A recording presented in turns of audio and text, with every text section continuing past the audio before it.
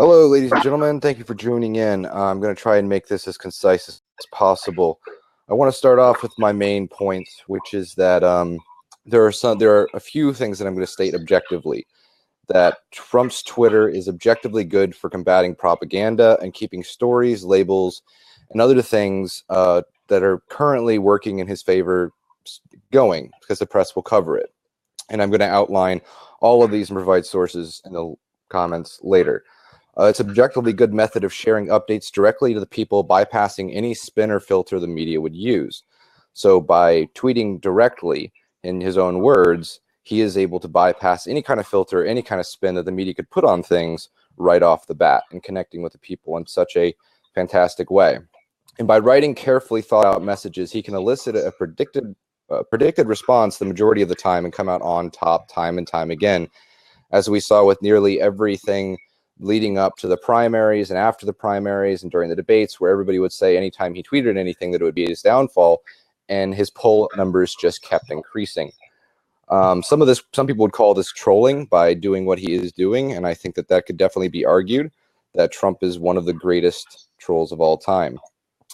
The short and non-verbose messages that he sends, the 140 characters, are able to reach and be understood by a much larger part of the population than they were before, making politics a much more welcoming environment to the layman, whereas before politics was kind of a verbose way of communicating with people. So if you didn't know the lingo, then you couldn't participate. And even the CEO of Twitter felt that his creating Twitter, or Donald Trump being able to use it, could be responsible for him winning, and even apologized. So he went so far as to think that it was a big enough deal that maybe he should say, you know what, I'm sorry that we created a website that helped him get elected. So those are some objective points and some speculation that I believe is backed up by all of the available data that everyone else has. Okay. Hi, everybody. It's good to see you again. Hi, anti-feminist. I hope you're doing well today. I'm going to start off with my resolutional analysis, and then I'm going to go into a quote before I move into my four contentions. So, resolutions analysis. Donald Trump tweets help him more than harm him. So we're going to start off with some definitions. Help, make it easier for someone to do something by offering one services or resources. Harm, to damage or injure physically or mentally. I have a value system here, and that is his net negative. That is what I'm going off of as the negative. Now, the burdens for the negative. As the negative, I must only prove that the affirmative resolution is less likely true. I will have four contentions. The four contentions will be stated, but the fourth contention is predicated on the first three. As I stated, I will start off with a quote. So this is a quote from George Conway, who is Kellyanne Conway's husband and a very big lawyer within the Republican establishment. I still very, very strongly support President of the United States, his administration, policies, the executive order, and of course, my wonderful wife, which is why I said what I said this morning. George Conway added, every sensible lawyer in the White House's counsel office and every political appointee at Department of Justice would agree with me. As some have already told me, the point cannot be stressed enough that tweets on legal matters seriously undermine the administration's agenda and President of the United States. Those who support him, as I do, need to enforce that point and not be shy about it. Contention one, appeals court used Trump's tweets to block his executive order on immigration. Specifically, the court used tweets as the reasoning behind rejecting his executive order as constitutional because his tweets stigmatized Muslims, thereby making it unconstitutional. Trump wanted his immigration ban to be allowed by the courts. In the actual court proceedings, the courts used the tweets as evidence against him and then ruled against him again. This means that if the tweets were not there, the ban might have been allowed. The presence of the tweets did harm Trump's case. And the tweet in question is from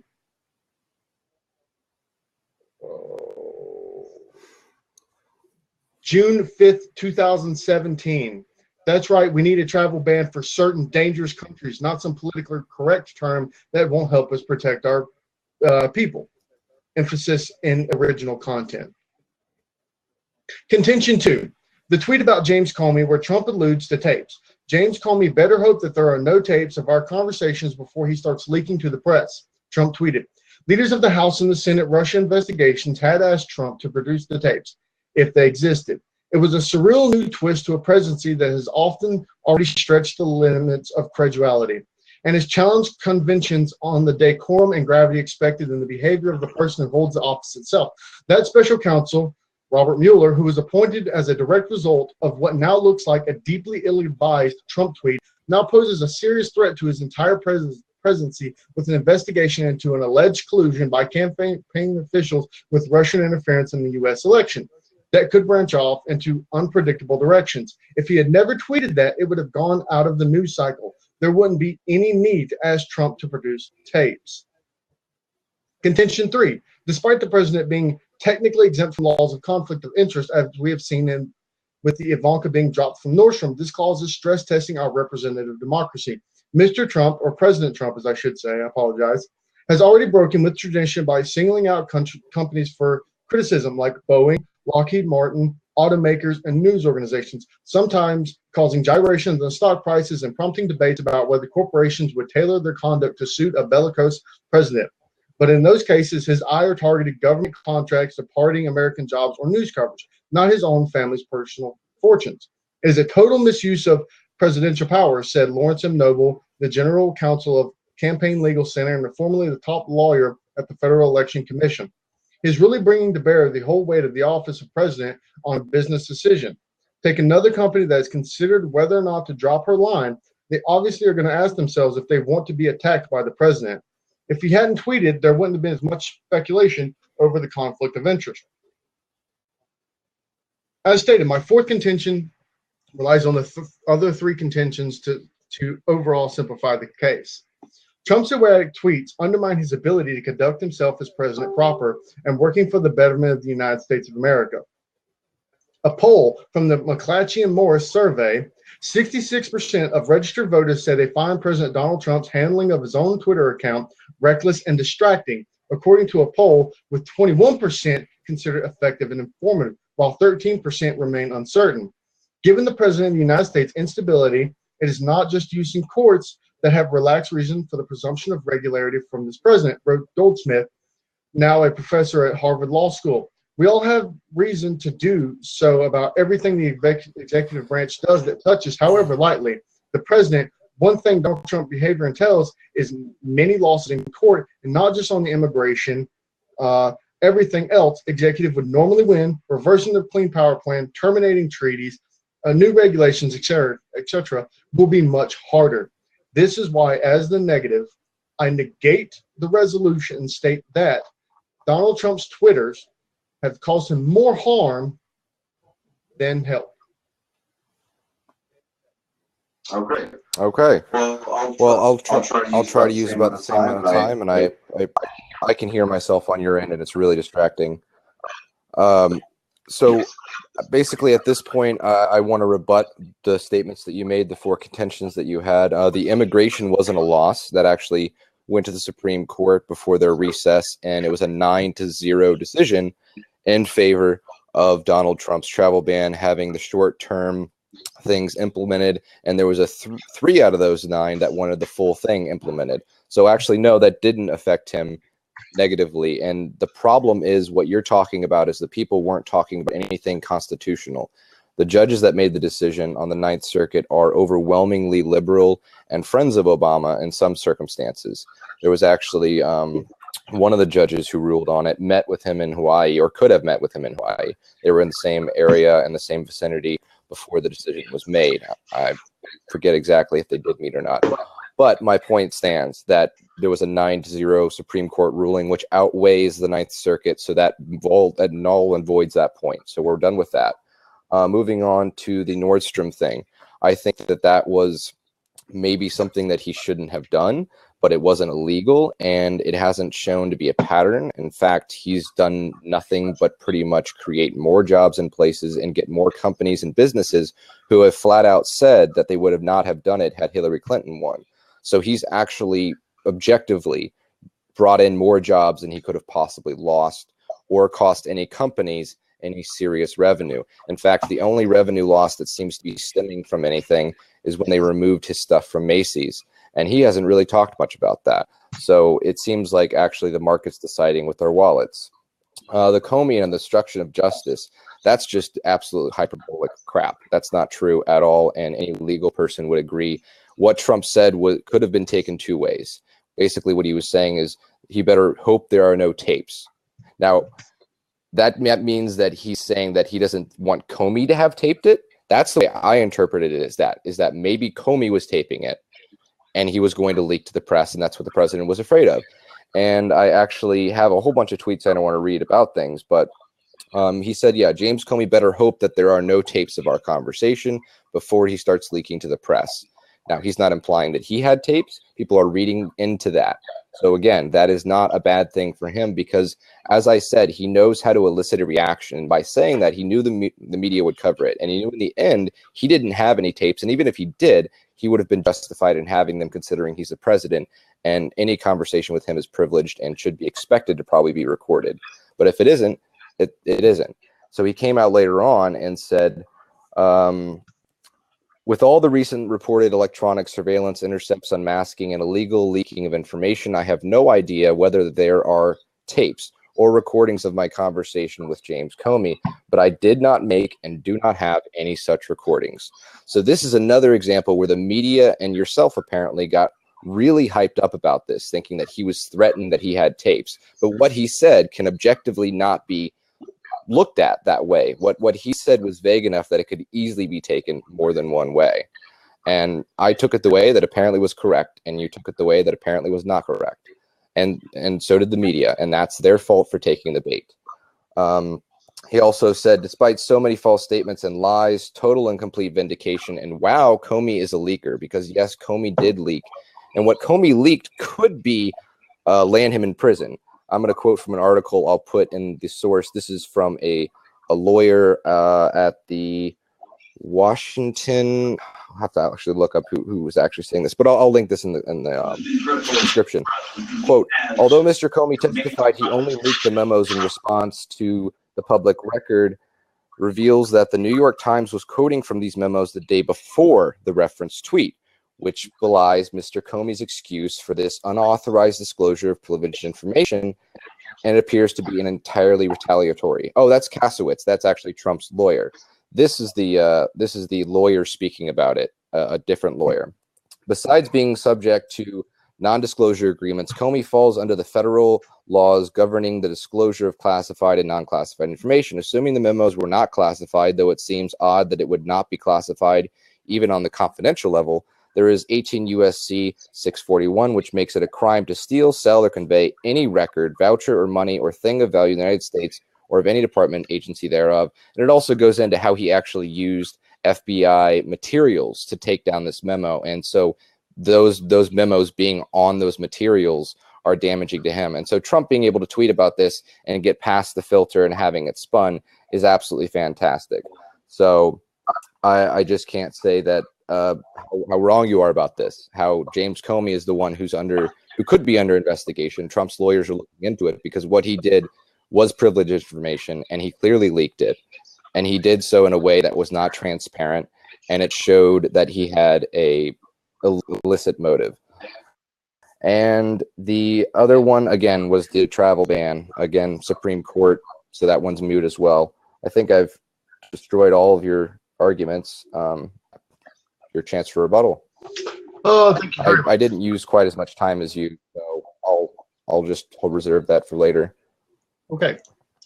So I'm going to start off this one on your two contentions that I got. I wasn't exactly sure how many contentions there was, but brief overview: tweets caused him to become more popular. He reaches a much larger populace because of the more simple language, and Twitter, the CEO. Would you like me to repeat the objective ones that I believe are objective and aren't able to be disputed? One was combating propaganda, bypass the filter, writing careful messages about things. So I got that correct? Yes, that's actually two. Okay, so that's two. So combating propaganda and bypassing the filter are two separate points. Well, it's basically the same thing, but you were also including the fact that they were short, which was a different Okay. point. The objective point was that he's bypassing the media and the filter and communicating directly with the people via his message without it being distorted before people see it. Okay. Cool. All right. Glad we're there. Okay. So combating propaganda.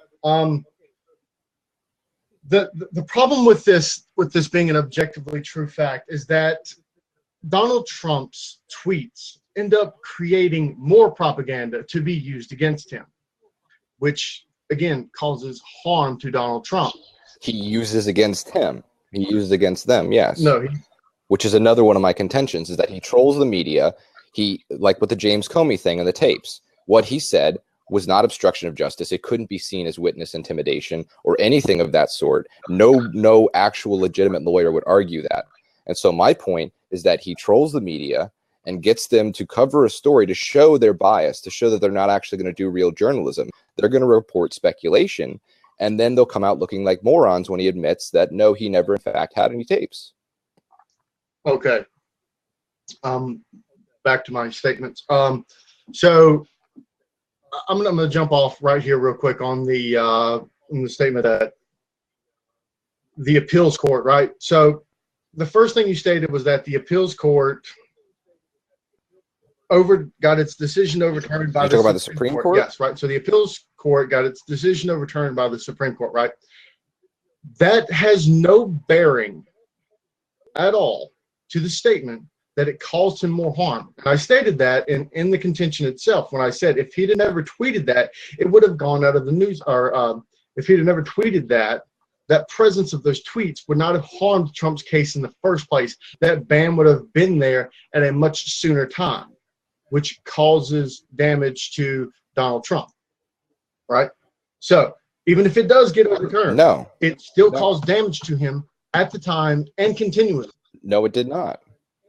Okay. No, it did not, because the way the tweet was interpreted was by liberal judges who obviously had a biased slant, and the tweet said nothing about Muslims themselves and made it apparent to anyone who couldn't read, which is exactly what the media and liberals and Democrats have been doing, is reading into things that aren't there. So Trump's tweet, if you look at it objectively, says nothing to make you think it is about Muslims. They say Muslim majority countries, and they try and phrase it in a way which is very propagandic, very Orwellian, because they phrase it in a way that makes you think maybe it is about Muslims. But Trump made it very clear, because he used the same travel ban that was considered constitutionally acceptable by everyone at the time. So my issue, again, is the fact that the Supreme Court made their decision because Trump was right. And his tweeting affected it all, saying that what if he hadn't tweeted this, then they would have found something. They've been fighting tooth and nail. They would have found something to read into, which is what they did. So again, it's constitutionally okay. And because they want to be drama queens about this does not mean that it harmed him, because ultimately it's gotten to the Supreme Court and they've overruled that decision, and at least right now, and said that no, it is constitutionally okay. And since this is the same one as the Obama ban, I don't understand how anybody could argue that it was racial and or it had anything to do with religion. I read you the tweet and I explained to you how they had come to the conclusion. The statement politically correct that was in it was and the Supreme Court disagreed. That's fine. That's not what this is about. We're talking about whether that particular tweet caused him harm, which it did. The Supreme Court did not agree with it. That's fine. But you cannot say, okay, even if I give you that point, I don't want to stick on this topic too long. Even if I concede that point, which I'm not, that's still only one instance. I've named at least 2 objective instances how it helps him, and I've destroyed several of yours, which were like the Comey thing about the tapes, and exposed it for the fraudulent argument that it was. And I want to hear you give me more than one reason that his tweets are hurting him, because I can go into how his tweets have helped him as far as with Hillary Clinton winning the primaries, talking about WikiLeaks, which is something that I never thought I would see a Republican presidential candidate do. So I can talk about a lot of different reasons that his tweeting has helped him. And so far, the only things that you've been able to talk about are isolated incidences that are clearly about hysteria and personal bias and not about. So are you just saying that that he should just stop doing it just because people can't react appropriately? Because again, they were overruled for that. The Comey thing turned out to be a nothing burger, and so did the Russian investigation. And Comey even said that. So did many other people said that there's no Russian collusion, but yet the media keeps puppeting that. Right. That's not what we're talking about, right? So let's try to stick to the topic. So let's talk about his combating propaganda. That was one of your objective contentions, right? Objective contentions. Combating propaganda. And that it's a good method of sharing updates directly to the people and bypassing any spin. So I think that that's the same with me or you. Us using Twitter or this or YouTube or any of those things are a really good way to get to the people. So yeah. Okay. That's why it's objective. Right. So to the people who do not follow Donald Trump, which I'm going off on a tangent here, considering there's been multiple instances of stating that half of his Twitter is fake. I don't know the veracity of that claim, but still, most people do not follow Donald Trump on Twitter. Most people interact with Donald Trump's Twitter via the media. Now, the media puts a negative spin on this. That is a harm to Donald Trump. Whereas if Donald Trump did not have a Twitter at all, they would not be able to spin it in a negative way. Therefore, we could focus more on the good things that Donald Trump has done. We could focus more on him having his executive power, winning in the Supreme Court, in other places, for terminating treaties, clean power plan, new regulations, things of that nature. But we cannot get that because every time he posts something, it gets spun, and that's a problem. I gave you multiple quotes from people within the Republican Party who are having a very hard time with Donald Trump's tweets and trying to bury themselves out of it. Just today, a huge problem with President's Twitter outburst on Thursday, where he personally attacked Miss Brzezinski of Morning Joe, calling her low IQ, crazy Mika, bleeding badly from a facelift. The entire Republican Party, for the most part, has stood up and said, "What is wrong with you, Donald Trump? Why would you be doing this? This is uncouth. This is below the office of the United States of America president." Democrats and Republicans have both called for him to give an appropriate apology due to this. Not only does it's bad enough that it's like this ridiculous insult, but he's the president of the United States, and that's so far below him. Whereas if something good happened today for Trump, you would not know about it because of his Twitter handle and the things that he's doing. That is a net negative for Donald Trump. All right. Okay, that's complete bull crap. I gotta interrupt you there. That's complete bull crap. I actually was following his Twitter today because I'm using tweets to defend my argument. And his tweets, let's see here. We got, today the House votes on two crucial bills, No Sanctuary for Criminals Act and Kate's Law. Pass these bills and make America safe again. And then he had a moment where he wrote a long speech about why these things are important. That's another separate tweet. Then he had a join me live with the Vice President, Secretary Perry, Secretary Zinke, and EPA Scott Pruitt for Unleashing American Energy, where he gave a long speech about that. All of this using his Twitter. 18,000 likes on the one talking about him doing that live thing. Mattis saying Trump's warning stop chemical weapons attack in Syria. Good news, House passed Kate's Law. Hopefully Senate will follow. Good news. These are all separate tweets. But he's talking, you found one negative tweet and maybe a dozen. So and the tweets that he was doing was retaliatory because of the way they've been talking about him. I mean, when you have people like Kathy, I mean, those two have been attacking him for months. And the fact that he's had the patience not to call them out for being the fraudulent propaganda mouthpieces they are is taken. I'm impressed by his self-control. But again, this is why he got elected. I know in my previous debate with you, that was one of my main contentions. And that is, like I said, even one of the executive CEOs of Twitter was like, you know, I think that this might have had a role in getting him elected, because another great thing that Trump is able to do I actually didn't mention this one, and I thought I had, but he's mastered the art of the meme. And I don't know if you know anything about Richard Dawkins and memes and how all of that stuff came about. But basically, the idea is a meme is that an idea or something you do or something that you hear or something you look at that is so contagious it just basically becomes infectious. And Trump has mastered that. People think that his tweets are unhinged and they're very unpredictable, but there's a really interesting video by Scott Adams that I'm going to link in the comments that talks about basically how he's using the art of persuasion, and he's using techniques that are actually found in hypnosis and other things like that. Like when he called Jeb Bush low energy and then made that a hashtag, low energy. Oh, come on, Jeb, you got to have more, energy. That became synonymous with what you already felt about Jeb. And he's using a lot of words that haven't been used, like when he called Ben Carson nice. Like that, he's using words that are kind of virginal in the sense of the political realm. And because he's using a lot of words and a lot of things that are completely new to politics because of the way he talks to people, because he talks to people just like you talk to anyone. And when you have that happen, people feel that kind of interaction. And you saying that nobody pays attention to his Twitter and all they see is the bad media bias. The only people who honestly see that are the people who are refusing to actually go and look at his Twitter feed, which is what they do. Most people, when they see a tweet by Donald Trump, they go and check out his Twitter and see what else he said. So all he's doing is getting more traffic driven to him, which was another point I wanted to make, that Donald Trump got elected with half the campaign dollars that Hillary Clinton did. And he didn't have almost any TV spots, whereas Clinton was constantly running things. She had the entire media behind her back. She had so many endorsements.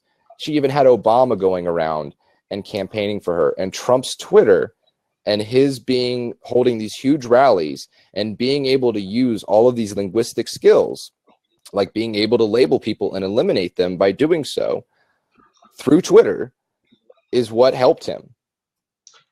I do not understand where you find the correlation between his Twitter and him becoming president.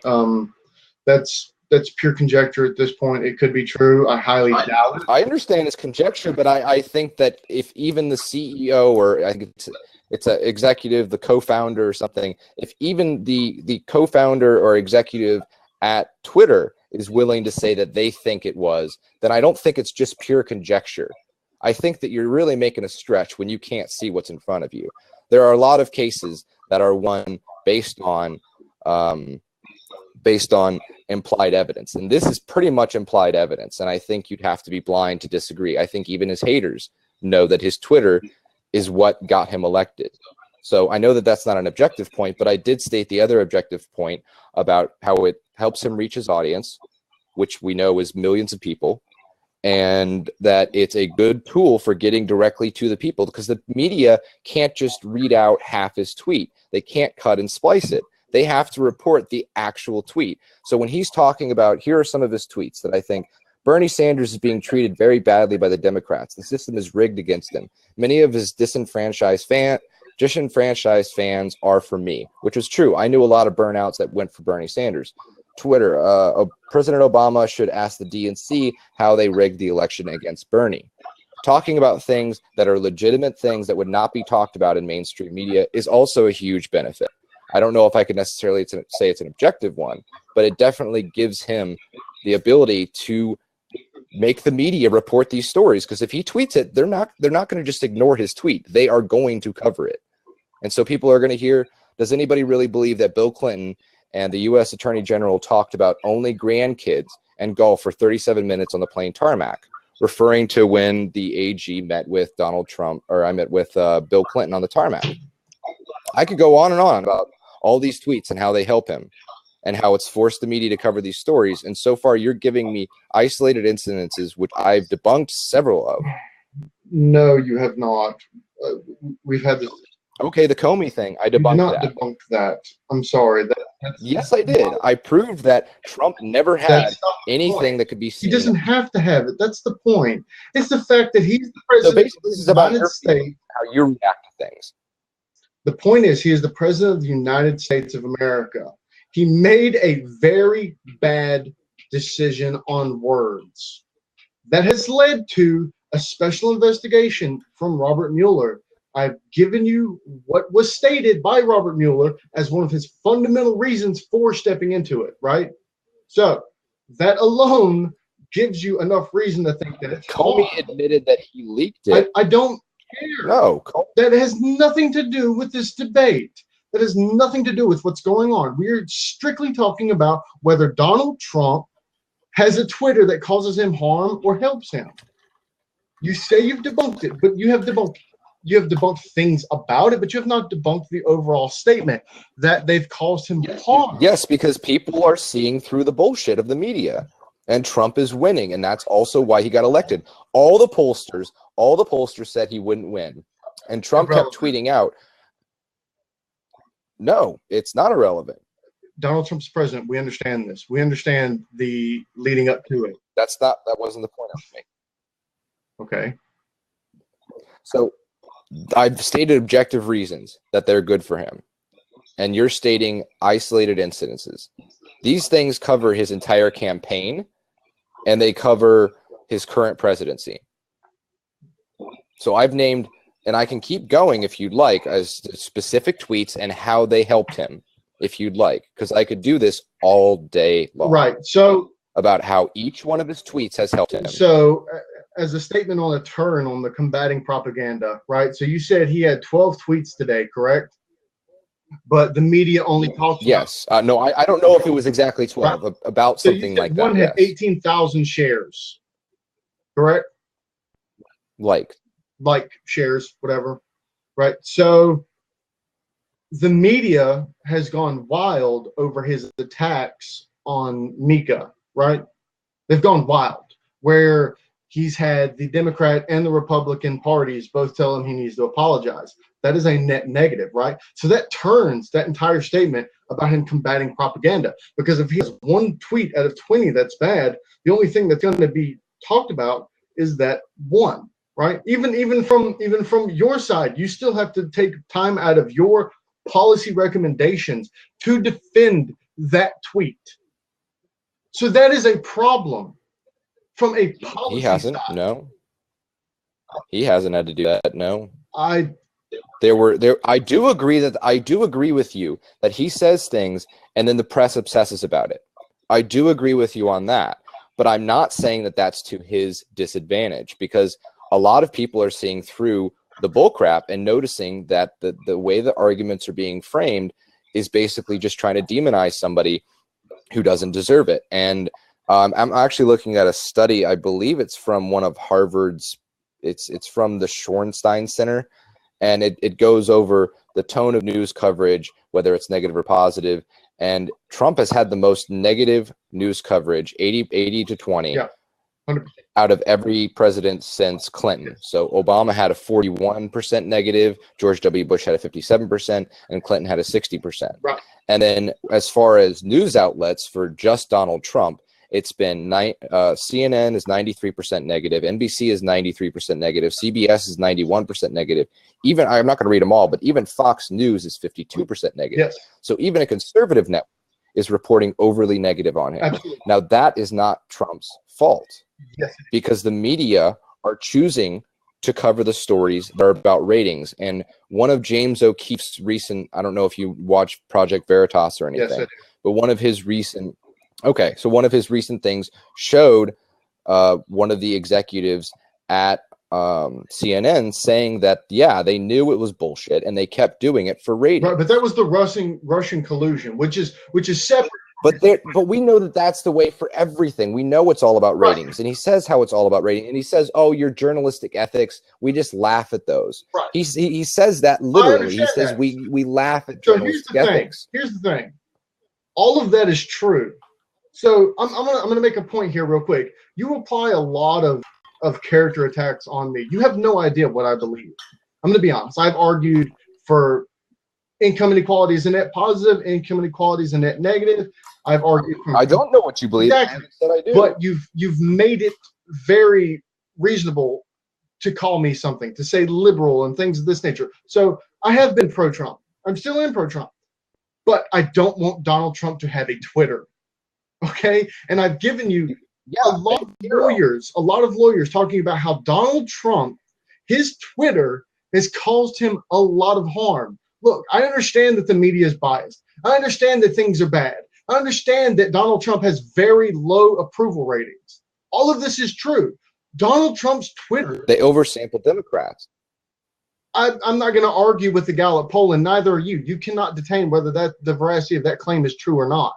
You're not a statistician. Well, I can say that they oversample Democrats and undersample Republicans. So yeah, I can say that they're skewed, just like the polls before the election. You cannot say propaganda. That. Right. Well, you can say. Yeah, I can, because they often say. But you cannot attack the veracity of a claim. I'm telling you, you're not a statistician, and you don't know what they're saying. I can, when it shows that they undersample Republicans and they oversample Democrats. It's the same as before. Poll doing that, okay? Because I'm not talking about Gallup specifically. Well, I'm just saying that most of the polls. I'm telling you.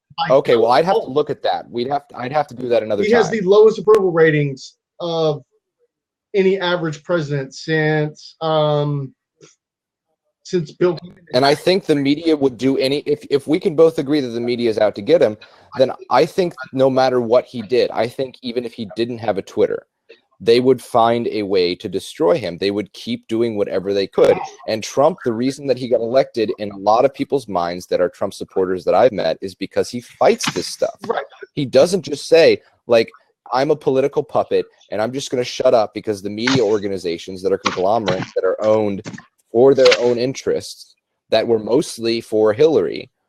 If, you know, because you can watch people and tell just right away that they're clearly biased against it. And you said that there's Republicans and Democrats and all kinds of people saying Trump shouldn't have a Twitter, he shouldn't tweet. Yes. But I think I can state enough that it objectively has helped him because of how many tweets he's made and how big of their impact they have made. So you could maybe say that, let's just throw out numbers, that it's a 40% detriment to him, but it's a 60% benefit.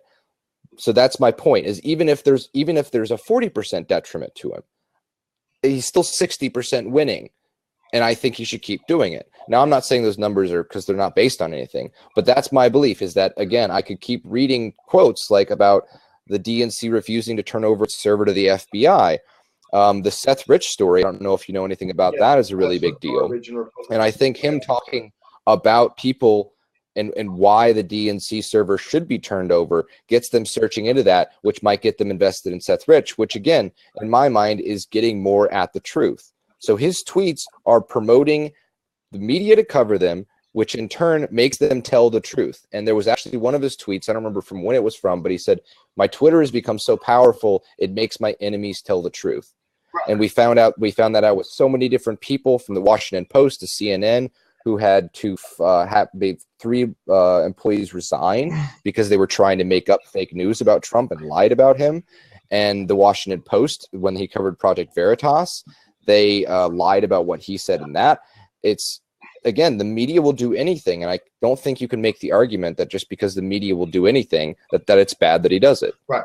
So we've got 6 minutes left. I'm gonna run back through my case and give you the last bit. I just want everybody to know real quick, so that his 3 contentions have so far been turned by one of my contentions, my 4th contention about that most people in the United States find that his Twitter is reckless and distracting, as part of my 4th contention, and that some of his points are wholly irrelevant to whether his Twitter is a net negative or a net positive.